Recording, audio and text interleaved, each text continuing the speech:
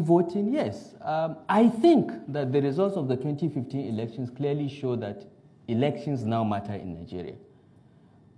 Electronic voting perhaps can enhance the process, but remember we just had elections in Kenya that were annulled because the server was proved to have been tampered with.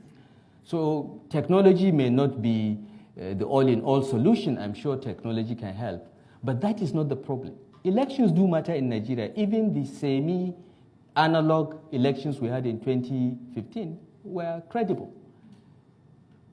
The problem is those that we elect. Elections are like a beauty contest. The prettiest woman or the prettiest girl is not usually Miss World because she is probably in somebody's house as a wife. It is those that offer themselves that form the population that you choose from. So yes, she's Miss England or Miss Nigeria will probably be a very beautiful woman, but she's not the most beautiful woman in England or Nigeria. She's just perhaps the most beautiful woman out of the 20 that put themselves forward. So unless you improve the quality of those that put themselves forward, whether elections matter or not will not result to better outcomes. This is my point. This is my appeal to Nigerians, particularly those in diaspora, to get off criticizing online and come back and be engaged in the political process. Your criticisms count for nothing.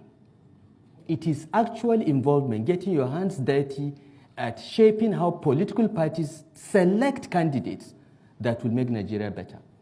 Not just the election itself. The election is just one. And we are past that stage. I think JGA's reforms have already ensured that elections in Nigeria are likely to continue to be free, fair, and credible.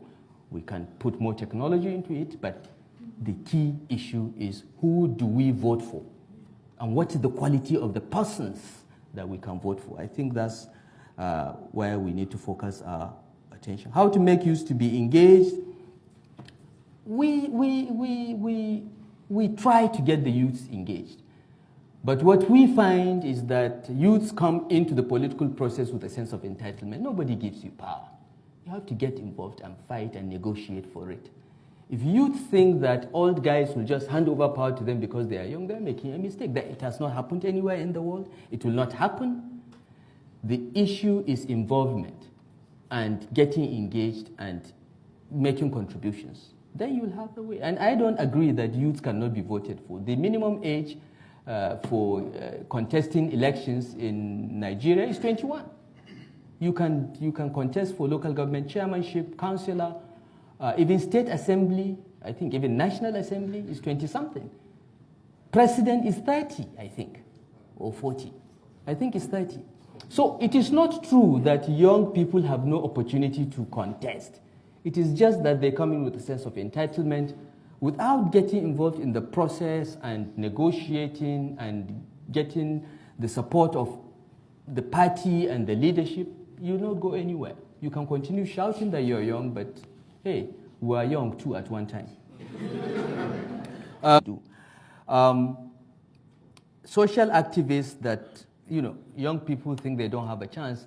You see, this is a chicken and egg situation. So long as young people believe they don't have a chance and stay away, they will never be there. My appeal to young people, and I work a lot with them, and I engage very actively on social media, largely because I want to encourage young people not to repeat the mistakes I made. Because until the age of 45, I did not believe in politics or joining political parties or engaging in politics. It was after I had served as minister and left office that I realized the primacy of politics over everything. I say this again and again to all the young people I talk to. Politics trumps everything. You can go and do your NGO, be social activists and so on. You will never change the world unless you are Bill Gates with tons of money.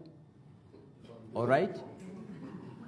The way to change your environment is to participate in the political process. And you cannot do so without getting your hands dirty. You'll be disappointed. You'll be frustrated. But it is your country. It is your future. I am 57 years old. Maybe I have 2 more decades to live. Maybe 3 if I live very long. My family, doesn't last long. Okay?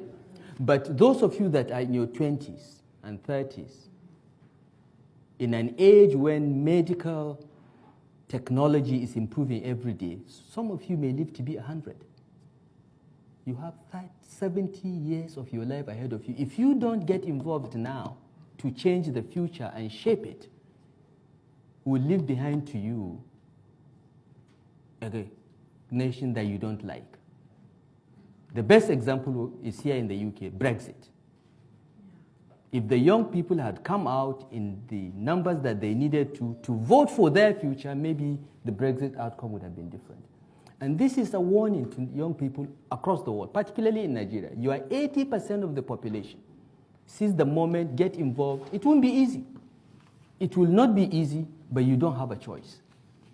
And you can be social activists, you can do all this, but at the end of the day, you must get involved in the political process at one level or another if you want to change and shape your future. There is no alternative. The platforms exist. There are no barriers to joining. The platforms exist, but they need to come in without any sense of entitlement and be ready to serve and work hard and be frustrated.